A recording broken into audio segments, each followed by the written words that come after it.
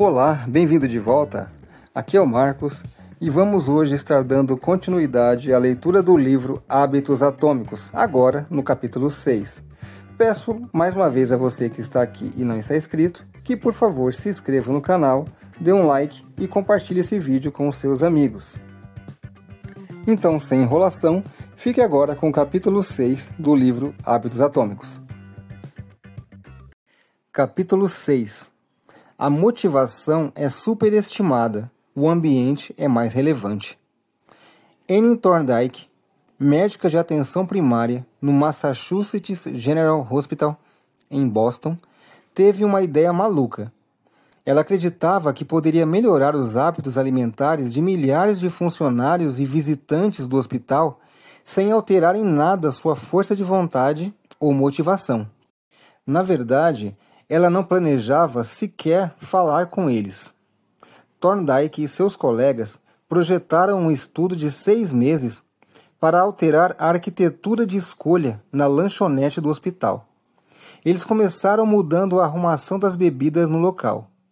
Originalmente, os refrigeradores localizados ao lado das caixas registradoras no refeitório eram abastecidos apenas com refrigerantes. Os pesquisadores adicionaram água em todos os refrigeradores. Além disso, colocaram cestas com garrafas de água ao lado das estações de alimentos em toda a sala. Os refrigerantes ainda estavam disponíveis nas geladeiras principais, mas a água estava agora disponível em todos os locais com bebidas. Nos 3 meses seguintes, o número de vendas de refrigerantes no hospital caiu 11,4%, enquanto as vendas de água aumentaram 25,8%. Eles fizeram ajustes semelhantes e viram resultados semelhantes com a comida no refeitório. Ninguém disse uma palavra para os clientes na lanchonete. As pessoas geralmente escolhem produtos não pelo que são, mas por causa de onde estão. Se eu entrasse na cozinha e visse um prato de biscoitos no balcão, pegaria meia dúzia e começaria a comer, mesmo sem ter pensado nisso antes e sem necessariamente estar com fome. Se a mesa comunitária do escritório estiver cheia de donuts e biscoitos, será difícil não beliscar uma vez ou outra. Seus hábitos mudam dependendo do ambiente em que está e dos sinais à sua frente. O ambiente é a mão invisível que molda o comportamento humano. Apesar de nossas personalidades únicas, certos comportamentos tendem a surgir e se repetir sob certas condições ambientais. Na igreja, as pessoas tendem a falar em sussurros. Em uma rua escura, as pessoas andam atentas e cautelosas. Sendo assim, a forma mais comum de mudança não é interna, mas externa. Somos transformados pelo mundo ao nosso redor. Todo hábito depende do contexto. Em 1936, o psicólogo Kurt Lewin escreveu uma equação simples que faz uma afirmação poderosa. O comportamento, entre parênteses B, é uma função da pessoa, entre parênteses P, e seu ambiente, entre parênteses E, ou D é igual a F, entre parênteses P, E. Não demorou muito para que a equação de Lewin fosse testada nos negócios. Em 1952, o economista Hawkins Stern descreveu um fenômeno que chamou de sugestão de compra por impulso, que é acionada quando um comprador vê um produto pela primeira vez e vislumbra uma necessidade do produto. Em outras palavras, os clientes ocasionalmente compram um item não porque querem, mas por causa de como é apresentado a eles. Por exemplo, itens no nível dos olhos tendem a ser comprados mais do que os que estão perto do chão. Por este motivo, você encontrará itens de marcas caras em locais de fácil acesso nas prateleiras das lojas, pois geram mais lucro, enquanto as alternativas mais baratas são escondidas em locais mais difíceis de alcançar. O mesmo vale para as extremidades, as unidades no final dos corredores. Essas prateleiras são máquinas de ganhar dinheiro para os varejistas, porque são locais óbvios, expostos a um alto tráfego de pessoas. Por exemplo, 40% das vendas de Coca-Cola vêm especificamente de prateleiras nas extremidades de corredores. Quanto mais evidente a exposição de um produto ou serviço, maior é a probabilidade de você experimentá-lo. As pessoas bebem Bud Light porque ele está em todos os bares e visitam a Starbucks porque há uma loja em cada esquina. Nós gostamos de pensar que estamos no controle. Se escolhemos a água em vez de refrigerante, presumimos que foi uma opção consciente. A verdade, no entanto, é que muitas das atitudes que tomamos a cada dia não são moldadas por propósito e escolha, mas pela opção mais óbvia. Todo ser vivo tem os próprios métodos para perceber e entender o mundo. Águias têm uma impressionante visão a longa distância. Cobras sentem cheiros, degustando o ar, com as suas línguas altamente sensíveis. Os tubarões são capazes de detectar pequenas quantidades de eletricidade e vibrações na água causada por peixes nas proximidades.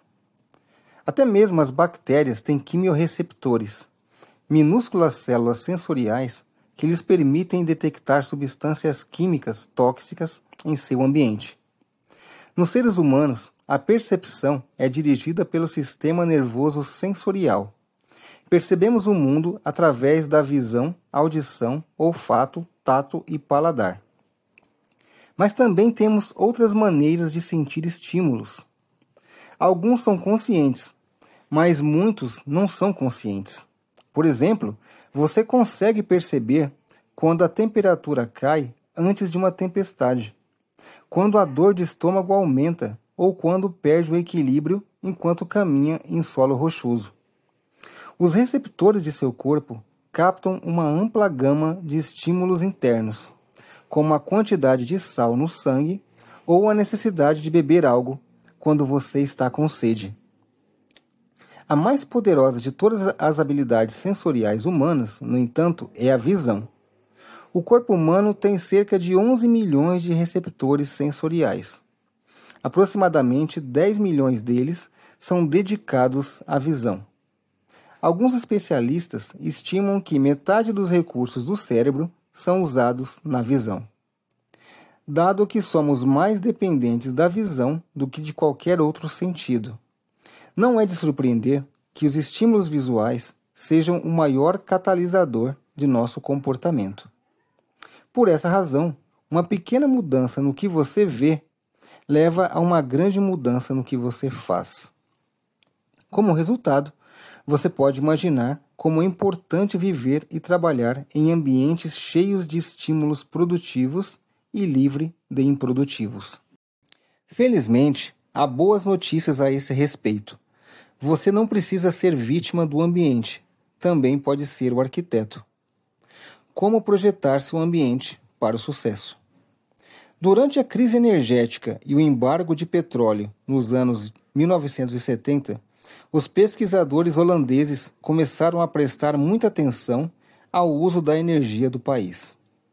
Em um subúrbio perto de Amsterdã, eles descobriram que alguns proprietários de casas consumiam 30% menos energia do que seus vizinhos, apesar de as casas serem de tamanho similar e do preço da eletricidade ser o mesmo.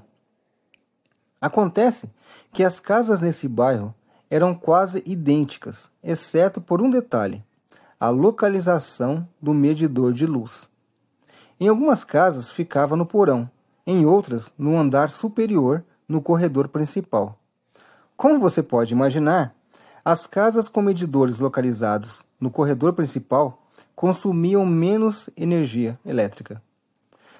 Quando o consumo de energia era óbvio e fácil de rastrear, as pessoas mudavam seu comportamento. Todo hábito é iniciado por um estímulo, e é mais provável que percebamos aqueles que se destacam. Infelizmente, os ambientes em que vivemos e trabalhamos muitas vezes favorecem não praticar certas ações porque não há qualquer estímulo óbvio para acionar o comportamento. É fácil não praticar violão quando ele está escondido no armário. É fácil não ler um livro quando a estante está em um canto do quarto de hóspedes. É fácil não tomar suas vitaminas quando elas estão fora de vista na despensa. Quando os estímulos que desencadeiam um hábito são sutis ou ocultos, são fáceis de ignorar. Por comparação, criar estímulos visuais óbvios chama a sua atenção para um hábito desejado.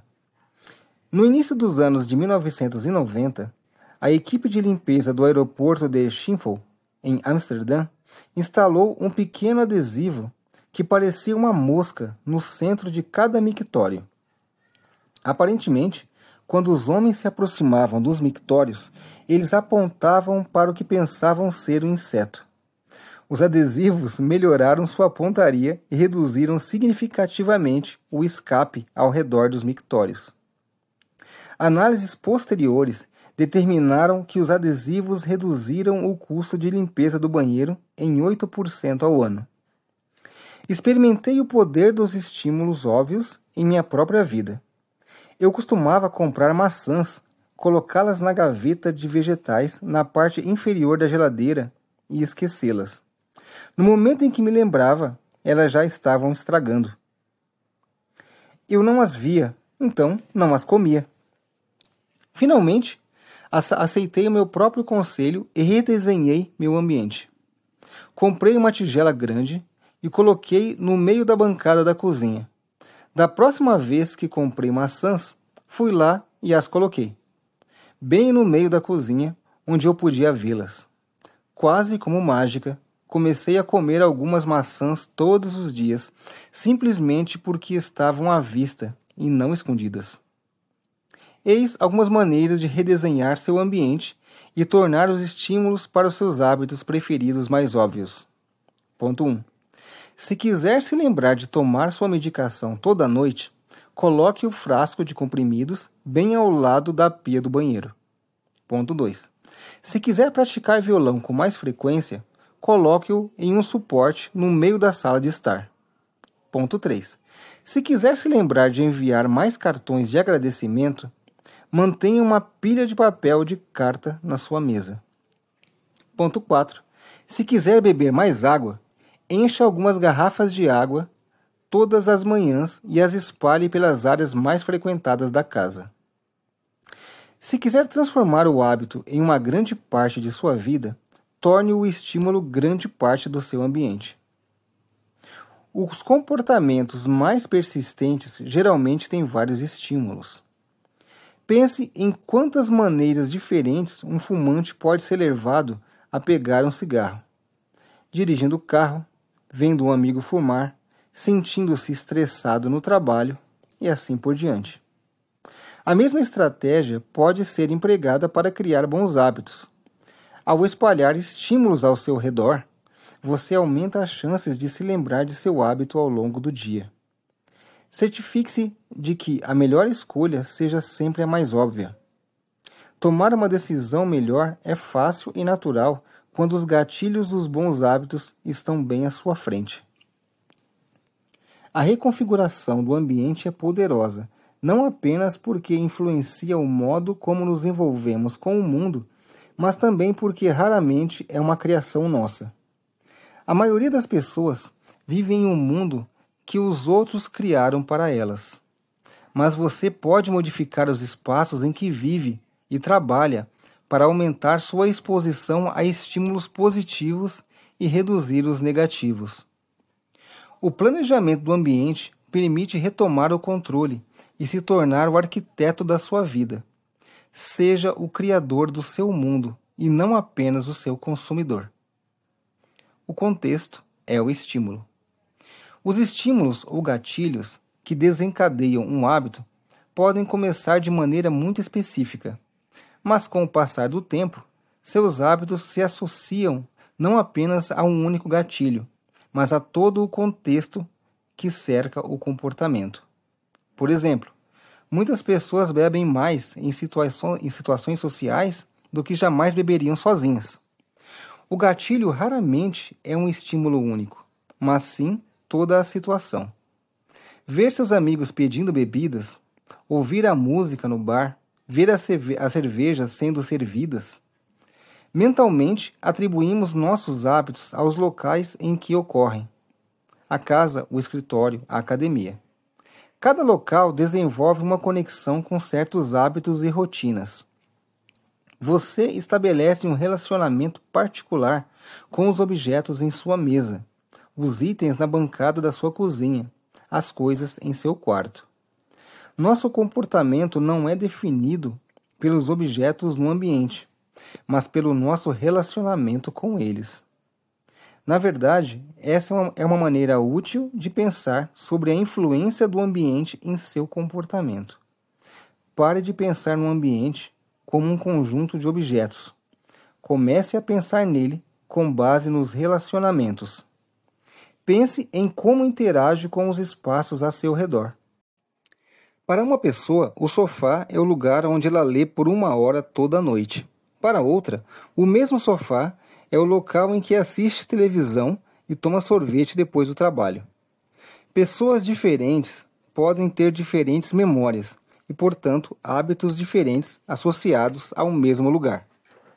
A boa notícia? Você pode se treinar para associar um hábito específico a um determinado contexto. Em um estudo, cientistas instruíram insones, pessoas com insônia, a irem para a cama apenas quando estivessem cansados. Se não conseguissem adormecer, deveriam se sentar em um cômodo diferente até que sentissem sono. Com o tempo, eles começaram a associar o contexto de sua cama com a ação de dormir, e ficou mais fácil adormecer rapidamente quando iam para a cama. Seus cérebros aprenderam que dormir, não mexer em seus telefones, assistir à televisão, olhar para o relógio, era a única ação que acontecia naquele ambiente. O poder do contexto também revela uma estratégia importante. É mais fácil mudar os hábitos em um novo ambiente. Ajuda a fugir de estímulos e gatilhos sutis que o levam a seus hábitos atuais. Vá para um novo lugar. Um café diferente. Um banco no parque. Um canto do seu quarto, que raramente usa, e crie uma nova rotina.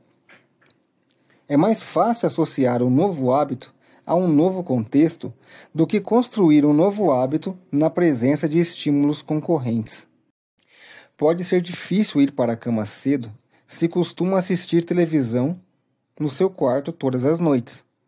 Pode ser difícil estudar na sala de estar sem se distrair se é lá que sempre joga videogame. Mas quando você sai do seu ambiente normal, deixe as suas tendências comportamentais para trás. Não estará mais lutando contra antigos estímulos ambientais, o que permite que novos hábitos se formem sem interrupção. Quer pensar de forma mais criativa? Vá para uma sala maior, um pátio na cobertura ou um prédio com arquitetura ampla. Tire uma folga do espaço onde trabalha diariamente, que também está ligado a seus padrões de pensamentos atuais. Está tentando se alimentar de forma mais saudável? É provável que você faça compras no piloto automático, no supermercado de costume. Experimente um novo mercado. Você pode achar mais fácil evitar alimentos não saudáveis quando o seu cérebro não sabe automaticamente onde eles estão na loja. Quando não conseguir ir para um ambiente totalmente novo, redefina ou reorganize o atual. Crie um espaço separado para o trabalho, estudo, exercício, entretenimento e cocção. Um mantra que considero muito útil é, abre aspas, um espaço, um uso, fecha aspas. Quando comecei minha carreira como empreendedor, costumava trabalhar no meu sofá ou na mesa da cozinha. À noite, eu tinha muita dificuldade em parar de trabalhar. Não havia divisão clara entre o final do expediente e o início do tempo pessoal. A mesa da cozinha era meu escritório ou o local em que eu fazia minhas refeições? O sofá era para relaxar ou para enviar e-mails? Tudo acontecia no mesmo lugar? Alguns anos depois, finalmente consegui me mudar para uma casa com uma sala separada para o meu escritório. De repente, o trabalho era algo que acontecia aqui, e a vida pessoal era algo que acontecia lá fora. Foi mais fácil desligar o lado profissional do meu cérebro quando havia uma linha divisória clara entre a vida profissional e a doméstica. Cada ambiente tinha um uso principal. A cozinha era para cozinhar, o escritório para trabalhar. Sempre que possível, evite misturar o contexto de um hábito com outro. Quando começa a misturar contextos, você começa a misturar hábitos. E os mais fáceis geralmente vencem. Essa é uma das razões pelas quais a versatilidade da tecnologia moderna é tanto um ponto positivo quanto negativo. Você pode usar seu telefone para todos os tipos de tarefas, o que o torna um dispositivo poderoso. Mas quando é possível usar seu telefone para fazer praticamente tudo, fica difícil associá-lo a uma só tarefa. Você quer ser produtivo, mas também está condicionado a navegar nas redes sociais, verificar e-mails e jogar sempre que pega o telefone. É uma confusão de estímulos. Você pode estar pensando, abre aspas, você não entende. Moro em São Paulo. Meu apartamento é do tamanho de um smartphone. Preciso que cada cômodo desempenhe vários papéis. Bastante justo. Se seu espaço é limitado, divida-o em zonas de atividade. Uma cadeira para ler, uma mesa para escrever, uma mesa para comer. Faça o mesmo com seus espaços digitais. Conheça um escritor que usa o seu computador apenas para escrever, seu tablet apenas para leitura e seu telefone apenas para usar mídias sociais e enviar mensagens de texto. Todo hábito deveria ter um lar. Se conseguir manter essa estratégia, cada contexto ficará associado a um hábito e a um modo de pensamento específico. Os hábitos prosperam sob circunstâncias previsíveis como essas. O foco surge automaticamente quando você se senta em sua mesa de trabalho. O relaxamento é mais fácil se estiver em um espaço projetado para essa finalidade. O sono vem rapidamente quando é a única coisa que acontece no seu quarto. Se quer ter comportamentos estáveis e previsíveis, você precisa de um ambiente estável e previsível. Um ambiente estável, em que tudo tem um lugar e um propósito, é um ambiente em que os hábitos se formam facilmente. Resumo do capítulo. Ponto 1. Pequenas mudanças no contexto levam a grandes mudanças no comportamento ao longo do tempo. Ponto 2. Todo hábito é iniciado por um estímulo ou gatilho. É mais provável que notemos os estímulos que se destacam. Ponto 3. Torne os estímulos de bons hábitos óbvios em seu ambiente. Ponto 4. Gradualmente, seus hábitos acabam associados não a um único gatilho, mas a todo o contexto que envolve o comportamento. O contexto se torna o estímulo. Ponto 5. É mais fácil construir novos hábitos em um novo ambiente, porque você não precisa lutar contra os velhos estímulos. E assim chegamos ao final da leitura do capítulo 6 do livro Hábitos Atômicos. Eu espero que você tenha gostado. Te peço mais uma vez para se inscrever no canal, caso você não seja inscrito, a dar um like e a divulgar esse vídeo com os seus amigos.